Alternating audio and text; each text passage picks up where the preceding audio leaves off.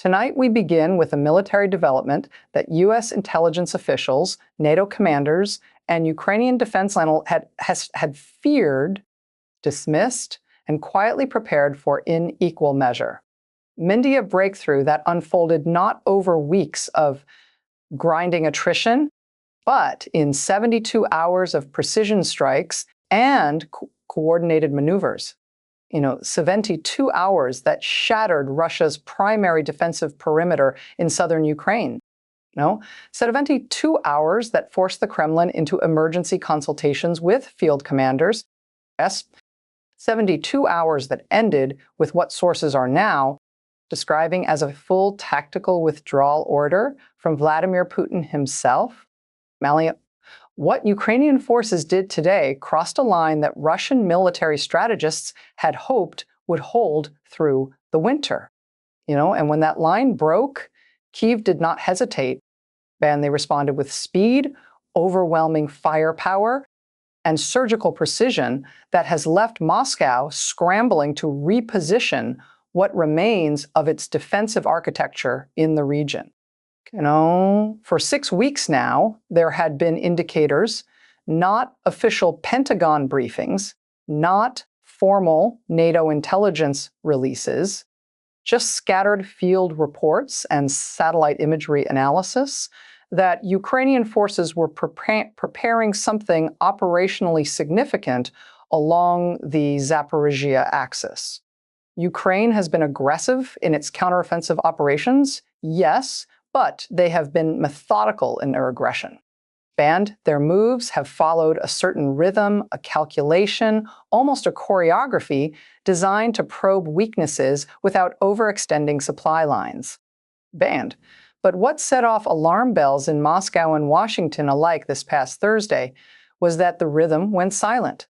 Manda military analysts who monitor troop concentrations and artillery movements know the indicators. The sudden cessation of reconnaissance drone flights over contested territory. Moose, the withdrawal of forward observation posts to secondary positions. The unexplained radio silence from Ukrainian mechanized brigades. Moose, the sudden consolidation of Western-supplied artillery systems into concealed firing positions. All of that went quiet. And whenever Ukraine's general staff goes quiet, it means something is about to get very, very loud. Bland Russian commanders knew this, American advisors knew this, but what no one knew was exactly where the storm would break or how devastating it would be when it did. Early Sunday morning, Russian forward observers detected what they described as sustained artillery preparation fires, including the deployment of HIMARS rocket systems and NATO standard Ibat Wusharu millimeter howitzers that had not been concentrated in such numbers in over 4 months. These are the kinds of assets that Ukraine only deploys when they are signaling something very specific. A diversionary attack to mask operations elsewhere, a probing assault to test defensive resilience, or a genuine breakthrough operation designed to collapse an entire sector.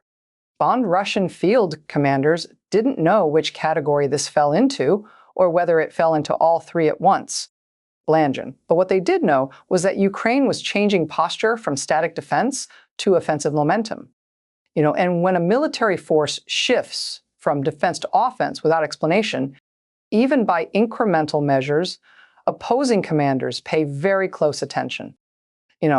Within 90 minutes of the initial artillery barrage, Ukrainian armored columns, supported by Western-supplied Leopard, tanks, and Bradley fighting vehicles, began advancing across a 12-kilometer front south of Tokmak. This wasn't a reconnaissance in force. This wasn't a limited objective attack. This was a combined arms offensive designed to penetrate, exploit, and collapse Russia's primary defensive belt in the region. And it worked. And by Sunday afternoon, Ukrainian mechanized infantry had breached what Russian military doctrine calls the security zone, the outermost layer of prepared defensive positions designed to slow and channel attacking forces into pre-registered kill zones. Bland, they didn't slow down, they didn't channel into kill zones. They punched through with a speed that shocked even Western military observers who had been tracking the operation in real time. The emergency consultation convened by the Kremlin late Sunday night was not normal, it was not routine, bland, it was not symbolic, it was urgent. Banned Russian military sources speaking after closed-door sessions with Putin's inner circle described Ukraine's breakthrough as tactically devastating, noose operationally unsustainable for Russian forces to contain, noose and perhaps most importantly, strategically threatening to the entire southern defensive architecture that Moscow had spent 8 months constructing. But panic only works if the target hesitates. Bunch Ukrainian forces did not. Lanes, in fact, their exploitation of the breach today was among the most aggressive combined arms operations we've seen in this entire war. Malan Jens, here's what we know.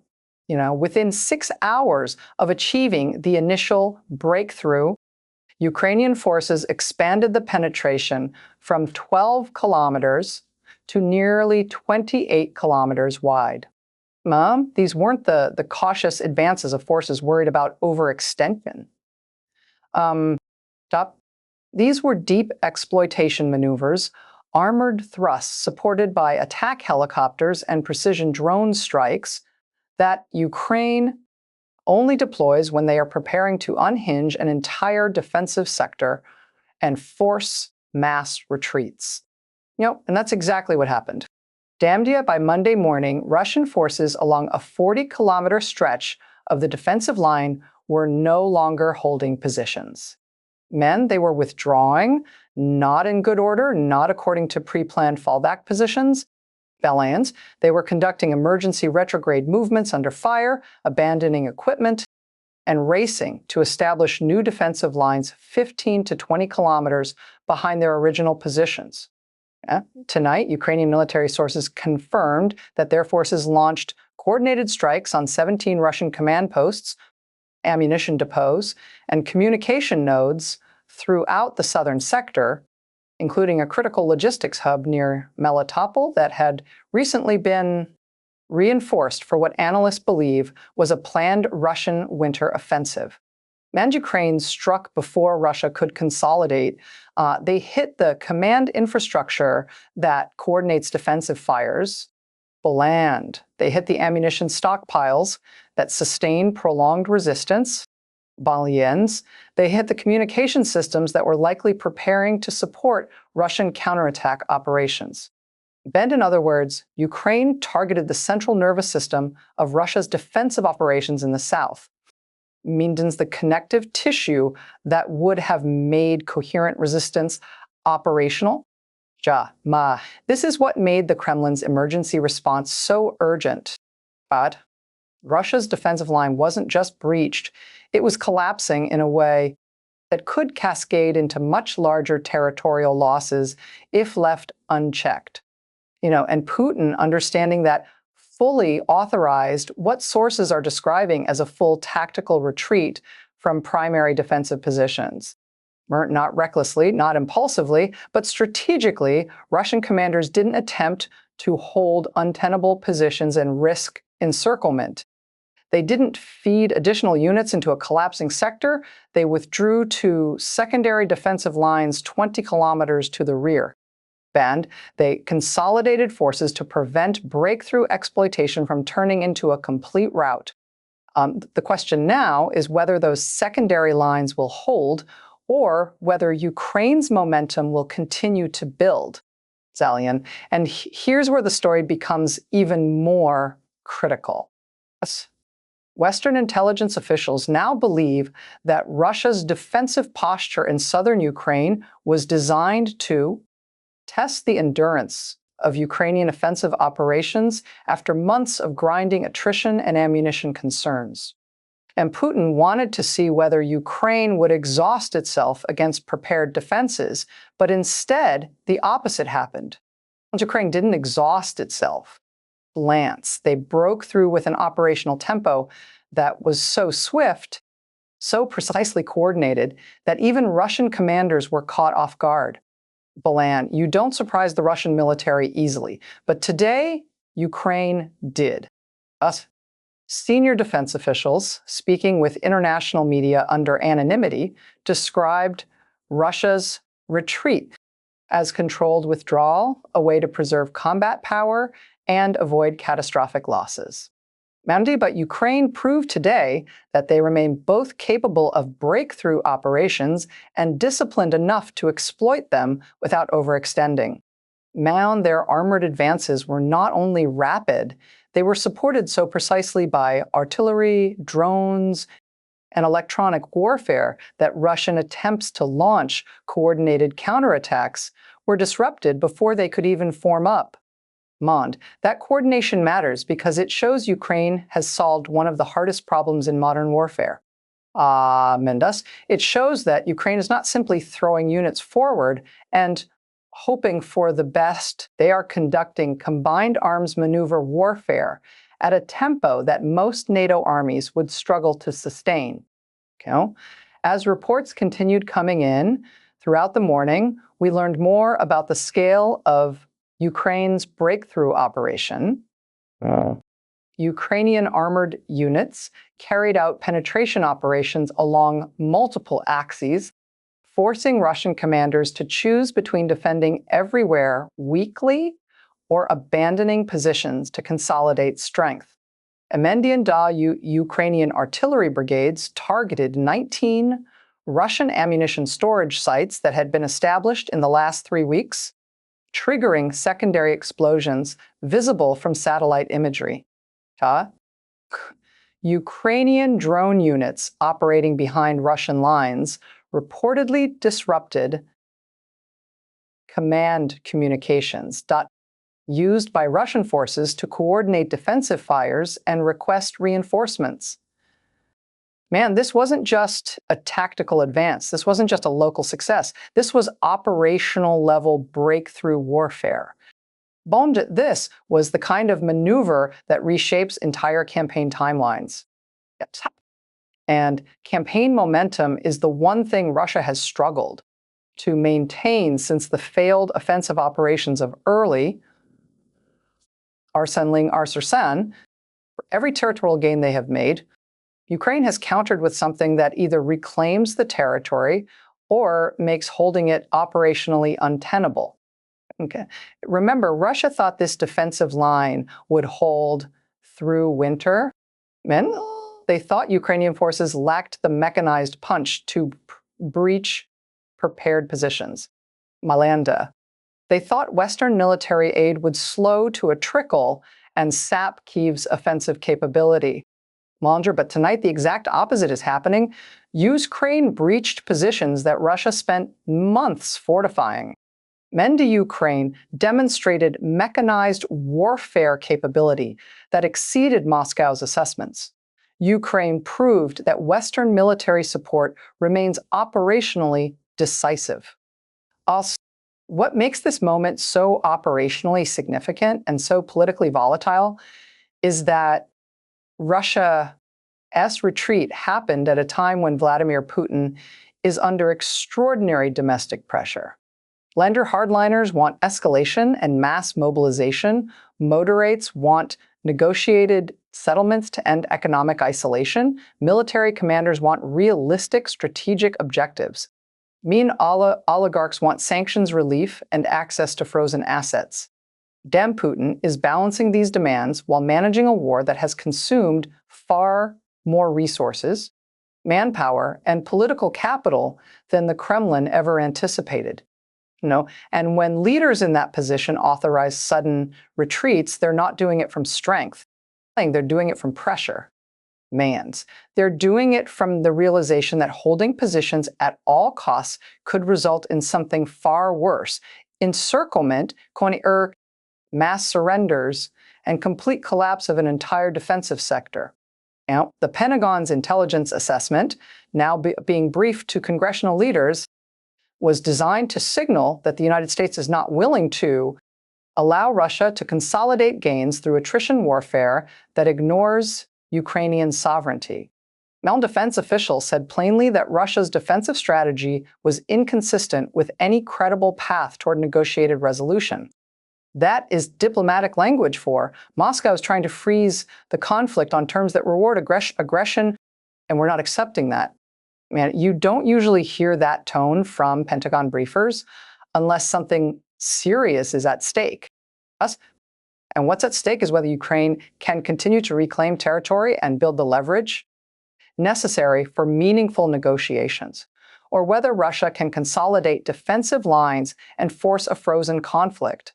And meanwhile, Ukrainian President Volodymyr Zelensky addressed the nation in a brief, defiant video statement tonight. He said, "Our forces have proven once again that no defensive line is impenetrable when courage meets precision." He said, "Russia cannot hold what it has stolen. Not today, not tomorrow, not ever." And he said, "Every meter we reclaim is a step closer to the justice our people deserve." These are not rhetorical flourishes.